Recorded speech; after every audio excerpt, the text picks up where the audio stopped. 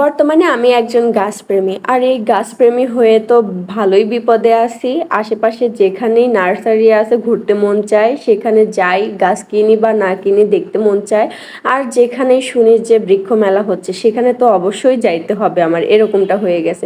তো পাবনা মুক্ত মঞ্চে ৭ দিন ব্যাপী বৃক্ষ মেলায় আমরা ১ম দিনই চলে গেছিলাম। মানে যখনই মাইকিন শুনছি যে আজকে থেকে শুরু, আমার তো আর ভালো লাগতেছিল না, আজকেই যাইতে হবে। তাই তোমাদের ভাইয়াকে ফোন করলাম, সে বলতেছিল যে না আজকে না, প্রথম দিন না, কালকে যাব, কালকে একটু ফ্রি থাকবো তখন যাব। আমি বললাম না, আজকের দিনের মধ্যে বা রাতের মধ্যে যদি সব গাছ শেষ হয়ে যায়, সুন্দর সুন্দর গাছ যদি বিক্রি হয়ে যায় তাইলে কেমন হবে।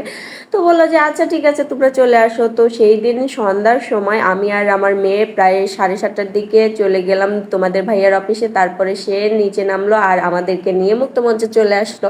এখানে এত এত রকমের গাছ দেখতেছিলাম, ভালোই লাগতেছিল অবশ্যই। সুন্দর সুন্দর ফুলের গাছ, ফলের গাছ ছিল সুন্দর। এই দেখো কত বিশাল বড় জাম্বুরা। তো গাছগুলো যেমন সুন্দর ছিল ভাই, প্রাইস ছিল তার থেকেও বেশি। মানে গাছের সাথে তো প্রাইজের একটা সামঞ্জস্যতা থাকতে হবে, তাই না? কিন্তু এখানে মিনিমাম সামঞ্জস্যতা ছিল না ভাই, অনেক অনেক দাম চাচ্ছিল তারা। মানে যারা এই স্টলগুলো দিছিল গাছের, তারা অনেক বেশি দাম চাচ্ছিল।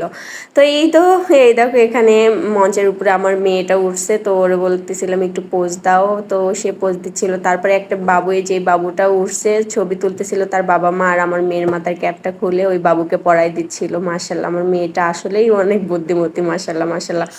তো যাই হোক, সেখান থেকে ছবি টবি তুলে এই যে সামনের দিকে আসলাম। আর এইখানে অনেক অনেক আম ছিল, আম না আম গাছ ছিল অনেক ভ্যারাইটিজের।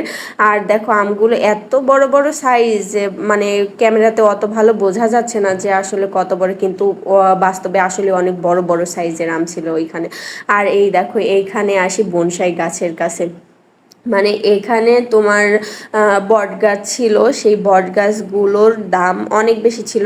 যেহেতু এগুলো বনসাই, তো এগুলোর অবশ্যই দাম একটু বেশি হবে। সেই দিকে এই দিকেকার কথা না বলে, এক একটা গাছের বয়স নাকি 20 বছরেরও বেশি ছিল। এই দেখো এই গাছটা যেমন 20 বছর বলে, আর দাম এটার 80,000 টাকা। আল্লাহ মালিক, মানে কি বলবো ভাই, এইসব গাছেও কোন সব বড় লোক কিনে, তাদেরকে আমার একটু দেখতে ইচ্ছে করে। মানে মনে হয় যে আমি গরিব, আমি 300-400 টাকা দামের গাছ কিনতে গেলেই মনে হয় যে অনেক বেশি দাম, 800 টাকা দামের গাছ কিনলে মনে হয় যে অনেক বেশি দামের গাছ কিনে ফেলছি, এরকমটা মনে হয়। কিন্তু এখানে এসে যখন দেখলাম যে 80,000 টাকা দামের গাছও আছে ভাই, তখন নিজেকে আসলেই থাক আর না বললাম।